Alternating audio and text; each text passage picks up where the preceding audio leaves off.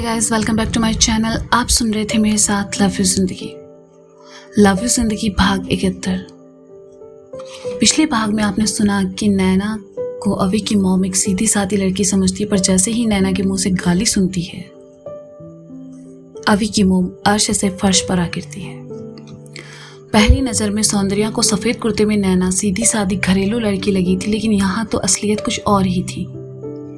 उनका मुंह खुला का खुला रह गया और वो नैना को देखती ही रह गई। लड़का जिसने कॉफ़ी गिराई थी वह भड़क गया और नैना के पास आकर कहा, क्या है, गाली क्यों दे रही है? चल सॉरी, तेरे सॉरी की बत्ती बनाकर ना तेरी जिंदगी पर मुंह से लगेगा साले। इतना बड़ा रास्ता है लेकिन तुझे तो घुसकर निकलना है। नैना ने उसे गुस्से में कहा, अपने कुर्ते की ओर देखकर, जो कि चाय गिरने से खराब हो चुका था। लड़का भी कुछ कम नहीं था। उसने भी गुस्से में कहा, ओ हेलो, मुझे कोई शौक नहीं है तुमसे टकराने का। बड़ी आई खुद को हूर परी समझने वाली। अब पे ओ बहरंड इंसान, एक तो गलती कर रहा है ऊपर से एटीट्यूड दिखा रहा है, तेरी ऐसी के तैसी साले थकेले। कहते हुए नैना जैसे ही आगे बढ़ी, सौंदर्या ने उसे रोकते हुए कहा, अरे बेटा जाने दो, तू साइड हो आंटी। कहते हुए लड़के ने सौंदर्या को साइड किया और वह गिरते गिरते बची। फिर क्या था, नैना ने खींच कर एक थप्पड़ लड़के को मारा और उसके कॉलर पकड़ के कहा, क्या वे हीरो बन रहा है? लेडीज की रिस्पेक्ट करना नहीं आता? एक थप्पड़ से ही लड़के का दिमाग झन्ना उठा और उसने कहा, लेकिन तुमने भी तो गाली दी थी ना, तो साले हमसे बात करो ना, उनको काहे धक्का दे रहे हो? सॉरी बोलो, नैना ने घूरते हुए कहा। क्यों बोलूं? लड़के ने फिर तेवर दिखाते हुए कहा, बाबू शराफत से माफी मांग लो वरना यहीं पेल दिए जाओगे। कहो तो ट्रेलर दिखाएं। नैना ने भावे चढ़ाकर कहा तो लड़के ने आसपास मौजूद भीड़ को देखा और कहा, ओके। नैना ने लड़के का कॉलर छोड़ दिया। लड़का सौंदर्या के सामने आया और कहा, sorry ma'am, it's okay. Soundarya ने कहा तो लड़का वहां से चला गया। सौंदर्या नैना के पास आई तो नैना ने कहा, चले आंटी?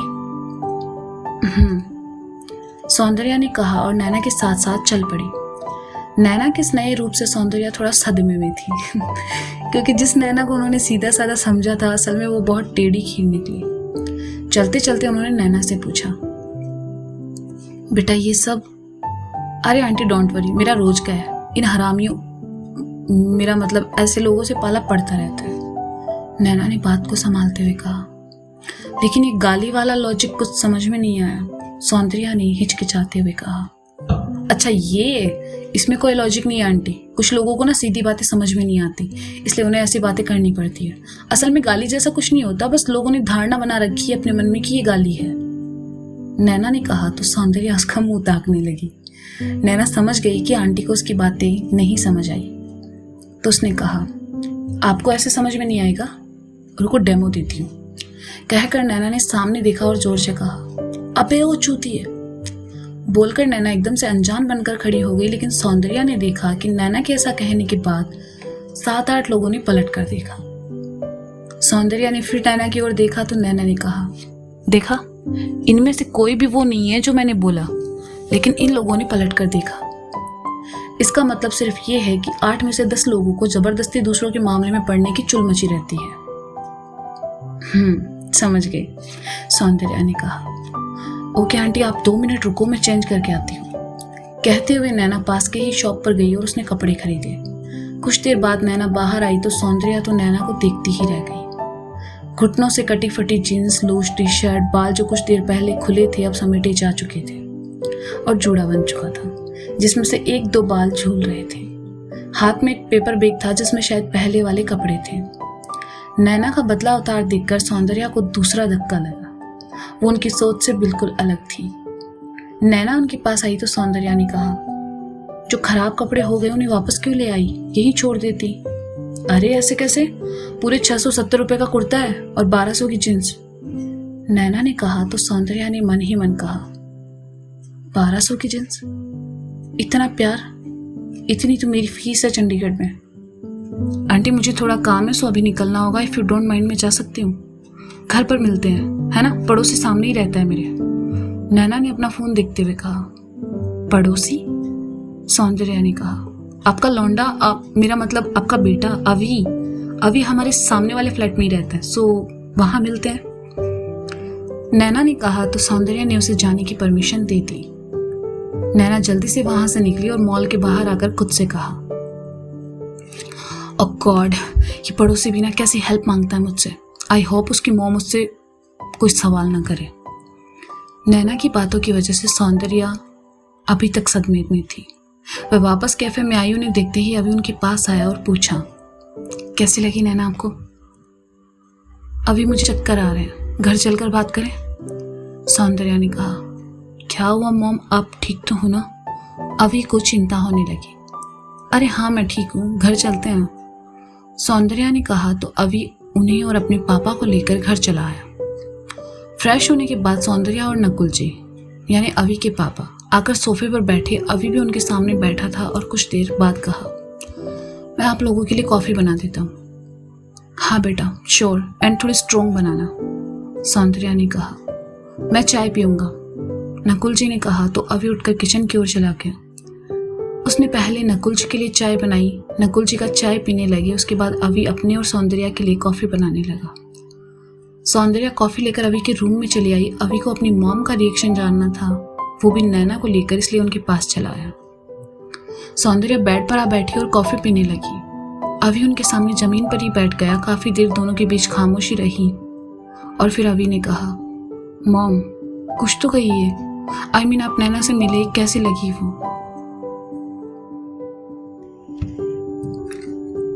तुमने उस लड़के के साथ जिंदगी बिताने का सोचा है? सौंदर्या जी ने पूछा। हाँ मॉम, बेटा वो कोई आम लड़की नहीं है। जितनी गालियां तुमने अपनी पूरी जिंदगी में नहीं सुनी होगी उतनी तो वो आधे घंटे में दे देती है, वो भी ऐसी ऐसी कि सुनने वाला कंफ्यूज हो जाए। हाथ उसके सीधे गाल पर चलते हैं और बड़े ही अजीब लॉजिक बताती है वो अपनी बातों से। मैंने जो सब देखा सुना वो अगर तेरे डैड ने सुना होता तो हार्ट अटैक आ चुका होता उनको, सौंदर्या ने कहा तो अभी ने अपना सर पीट लिया। वही हुआ जिसका अभी को डर था, पर इसमें नैना की भी कोई गलती नहीं थी। वो तो सौंदर्या के सामने वैसी ही थी जैसे सबके सामने। अभी का चेहरा उतर गया तो उसने धीरे से कहा, मतलब नैना आपको पसंद नहीं आई? अरे बहुत ज़्यादा, मुझे तेरे लिए ऐसी ही लड़की चाहिए थी, बोल्ड, स्ट्रेट फॉरवर्ड, ब्रेव। हाँ जबान थोड़ी ख़राब है लेकिन मुझे भरोसा है तुम्हारे साथ रहकर वो भी साफ हो जाएगी। अब बताऊंगी मिसेज अरोड़ा को, बहुत फुदकती है ना वो अपनी बहू को लेकर। नैना तो उन सबकी बोलती बंद कर देगी बाय गॉड, सौंदर्या ने खुश होकर कहा। हैं? मतलब आपको नैना में कमी नजर नहीं आई? अभी सौंदर्या के मुंह से बातें सुनकर हैरान था। अरे बिल्कुल, आई लाइक हर। सौंदर्या चौधरी खानदान की बहू बनेगी, आखिर उसका थोड़ा बदतमीज होना तो बनता है, सौंदर्या ने मुस्कुराकर कहा।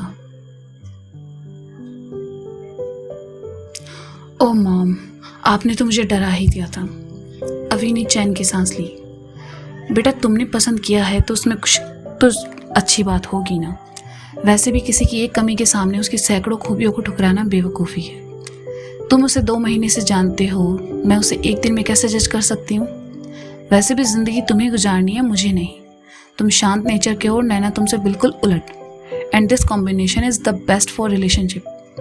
एक अगर गुस्सा करेगा तो दूसरा शांत रहकर उसे संभाल लेगा, सौंदर्या ने कहा तो अभी का मन खुश हो गया और चेहरा खिल उठा। उसने कॉफ़ी पीते हुए कहा, मॉम आपने उससे कुछ कहा तो नहीं ना? आई मीन आप उससे क्यों मिली? उसने इतनी बातें कहाँ की, वो तो बस कुछ देर रुकी और चली गई, लेकिन सच में वो मुझे बहुत अच्छी लगी। जानते हो क्यों? सौंदर्या ने अभी की आंखों में दिखते हुए कहा। क्यों? उसकी किसी लड़के से बहस हो गई थी एंड सडनली जब लड़के ने मुझे धक्का मारा तो उसने उस लड़के को एक थप्पड़ जड़ दिया। सॉरी भी बुलवाया उससे। हाँ थोड़ी मूडी है लेकिन अच्छी है, उसे लोगों की रिस्पेक्ट करना आता है, बस कोई उसे छेड़े नहीं, सौंदर्या ने कहा। मूडी तो वो है, अभी तक मेरा प्यार एक्सेप्ट नहीं किया उसने, अभी ने कहा। सैड, लड़कियां ऐसे मामलों में देर करती ही है, और बात तुम्हारी नैना की है तो कहना थोड़ा मुश्किल है। तुम कहो तो मैं उसके पेरेंट्स से बात कर सकती हूँ, वैसे पसंद तो वो तुम्हें करती है, तुम्हारे कहने पर मुझसे मिलने चली आई, सौंदर्या ने खाली कप अभी की ओर बढ़ाकर कहा। आपको क्या पता मॉम, उसे बुलाने के लिए कितने पापड़ बेलने पड़े हैं। अभी अपने पापा से बात करने के लिए बाहर चला गया। शाम को 7 बजे नैना घर के लिए सूटकेस लेकर जाने लगी। अभी को इस बारे में कुछ पता नहीं था, ना ही नैना ने बताया था। वह बालकनी में खड़ा सौंदर्या से कुछ बात कर रहा था, तभी सौंदर्या की नज़र नीचे गेट पर जाती है। उन्होंने अभी से कहा, ये नैना कहाँ जा रही है? शायद घर जा रही हो दिवाली पे। कैसे लड़के हो तुम अभी? वो इस टाइम अकेले घर जा रही हो और तुम यहाँ खड़े हो। सौंदर्या ने नाराजगी जताते हुए कहा, तो इसमें मैं क्या करूं? हे भगवान, कितना पागल लड़का है। जाओ और जाकर उसे उसके घर तक छोड़ कर आओ सेफली। इतनी रात में अकेली जाएगी तो तुम्हें अच्छा लगेगा? सौंदर्या ने अभी को डांट लगाई। अगर मैं उसके साथ गया तो उसको अच्छा नहीं लगेगा, अभी मन ही मन बुदबुदाया। उसे सोच में डूबा देखकर सौंदर्या ने कहा, अभी अब जाओ भी, देर हो रही है। और हाँ, तुम्हारे डैड को कल वर्मा अंकल के घर जाना है, तो उनसे मिलकर शाम की फ्लाइट से वापस चंडीगढ़ निकल जाएंगे। तुम भी वहीं आ जाना। सौंदर्या ने उसे आश्वासन देकर कहा।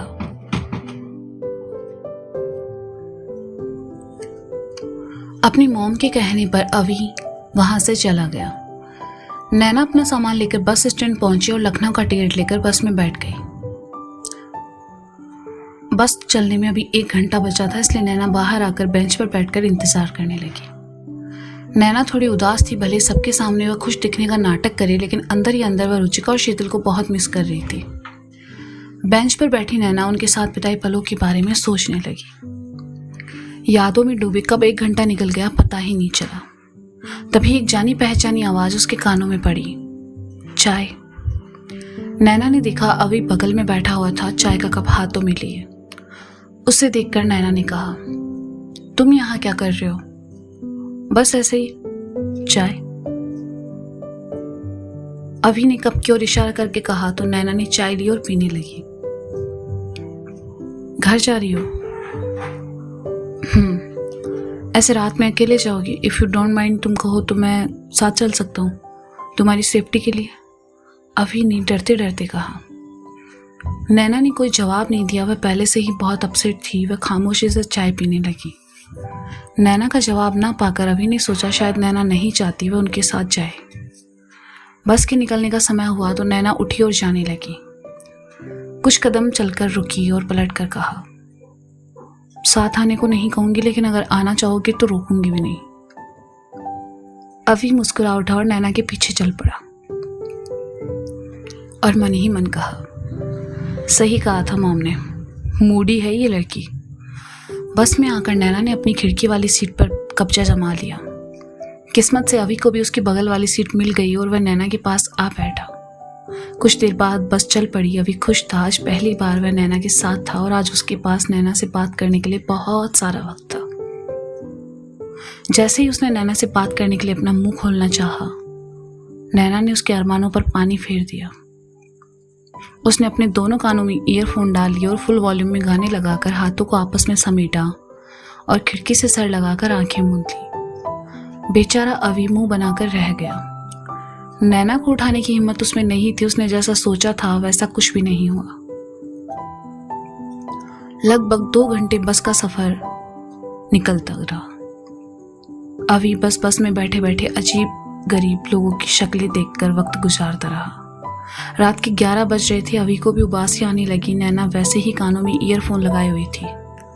उसे शायद नींद आ चुकी थी। बस को एक हल्का सा झटका लगा। नैना ने करवट ली और अभी के बाएं हाथ को दोनों हाथों में समेट लिया। नैना का सर आकर अभी के कंधे से लगा और अभी की धड़कनें सामान्य से तेज हो चुकी थी।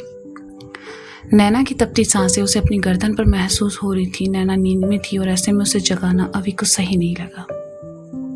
पहली बार नैना उसके इतना करीब थी और ये कब तक रहने वाली थी अभी भी नहीं जानता था। अभी के हाथ को थामे उसके कंधे पर सर रख के सोते हुई नैना उस वक्त कितनी मासूम लग रही थी, ये सिर्फ अभी जानता था। अभी ने उसे नहीं जगाया। नैना के कान में लगी ईयरफोन का एक सिरा निकल गया। अभी ने उठाया और अपने कान में लगाते हुए कहा, जरा मैं भी तो सुनूं क्या सुनती रहती है ये लड़की। अभी ने जैसे ही ईयरफोन कान में लगाया उसके दिल की धड़कनें और तेज हो गई, जो कि नैना के कानों तक पहुंच रही थी। एक खूबसूरत गाना उस वक्त अभी और नैना दोनों के कानों में बज रहा था। तो गाइस ये था लव यू जिंदगी भाग 71। इसका अगला भाग आप जल्दी ही सुनेंगे मेरे चैनल पर। तब तक के लिए शुक्रिया, बाय बाय। अपना ख्याल रखें और सुनते रहिए लव यू जिंदगी।